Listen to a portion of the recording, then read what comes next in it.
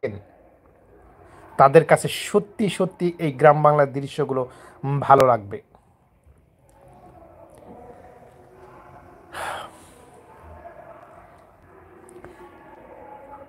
গ্রাম ছাড়া ওই রাঙা মাটির পথ আমার মন ভুলায় রে। গ্রাম ছাড়া ওই রাঙা মাটির পথ আমার মন ভুলায় রে। যারা সীতাকুণ্ডে গিয়েছেন তাদের তো আর বলার অপেক্ষা রাখে না যে সীতাকুণ্ডে কি আছে, দেখতে কেমন। কিন্তু যারা সীতাকুণ্ডে যাননি তারা অবশ্যই যাবেন, একবার দেখে আসবেন প্রকৃতির সেই অপরূপ সৌন্দর্য। এটা যদি না দেখেন সত্যিই মিস করবেন। তাই একবার হলো গিয়ে দেখে আসবেন। আপনারা 15-20 জনের একটা টিম নিয়ে যদি যান তাহলে অবশ্যই খরচ কম পড়বে। তো এখানে যাবেন, সবচেয়ে ভালো হয় 40 জনের একটা টিম হলে একটা বাস নিয়ে চলে যাবেন, খরচ খুব কম পড়বে। ধরুন আজকে রাত্রে রওনা দিবেন, ঠিক এমন টাইমে রওনা দিবেন 5 থেকে 6 ঘন্টা লাগে ওখানে যেতে, যাতে ভোরবেলা ভোর ভোর আপনারা পৌঁছে যান ওখানে। ওখানে যাওয়ার পরে সকালে মোটামুটি একটা নাস্তা করে নেবেন পরোটা ডিম দিয়ে, তেমন খরচ পড়বে না। এরপরে সারাদিন ঘুরলেন, মাঝে মধ্যে কিছু হালকা পাতলা খেলেন।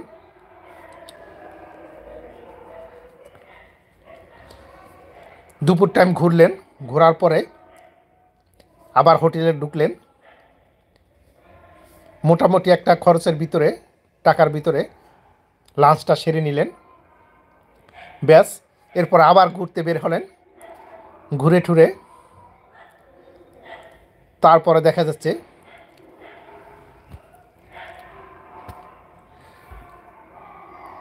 বিকালবেলা কিছু নাস্তা করলেন, হালকা পাতলা নাস্তা করে গাড়িতে উঠে বসলেন, ব্যাস রওনা দিলেন রাতে। এরপরে রাতে দেখা গেছে যে গাড়ি যখন মাঝ রাস্তায় ব্রেক দিবে, বিরতি দিবে, তখন হালকা পাতলা কিছু খেয়ে নিলেন, পরোটা টরোটা বা পাউরুটি টাউরুটি খেয়ে নিলেন, ব্যাস ঢাকায় চলে আসলেন, ফিরে আসলেন ওখান থেকে। যারা ঢাকায় আছেন ঢাকায় ফিরে আসলেন, যারা অন্য অন্য জায়গা থেকে যাবেন অন্য অন্য জায়গায় ফিরে আসলেন। দূরত্ব মোটামুটি এরকমই ঢাকার আশেপাশের জেলাগুলো থেকে।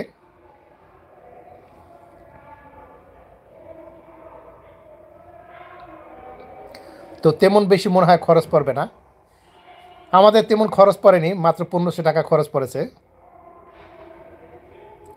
তবে 1500 টাকায় আমরা ভালো এনজয় করতে পেরেছি।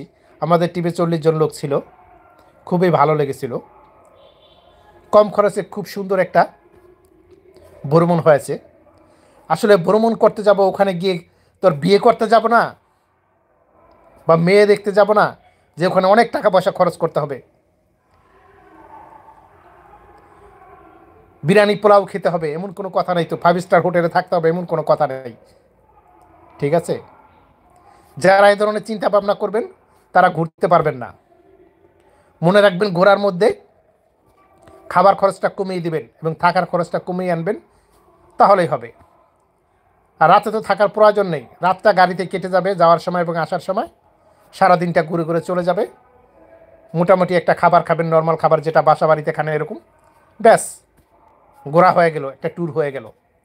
প্রকৃতির অপরূপ সৌন্দর্যটাও দেখতে পেলেন, খুবই ভালো লাগবে। যাই হোক বন্ধুরা, সবাই ভালো থাকবেন। আমি জিদ রহমান, আমার জন্য একটু দোয়া করবেন, আল্লাহ যেন আমার প্রতি সহায় হয়। আমার মেজাজটা অনেক উগ্র, আমার জন্য দোয়া করবেন। আমার মন মানসিকতা যেন ঠিক হয়ে যায়, আমার মেজাজটা যেন এই উগ্রতা থেকে খুব ঠান্ডায় পরিণত হয়। কেউ যেন আমাকে জোতাদা পিটাইলেও যেন আমার মেজাজ গরম না হয়। সবার কাছে এই দোয়াটুকু চাই, সবাই আমার জন্য দোয়া করবেন। সবাই ভালো থাকবেন। আল্লাহ হাফেজ, আসসালামু আলাইকুম।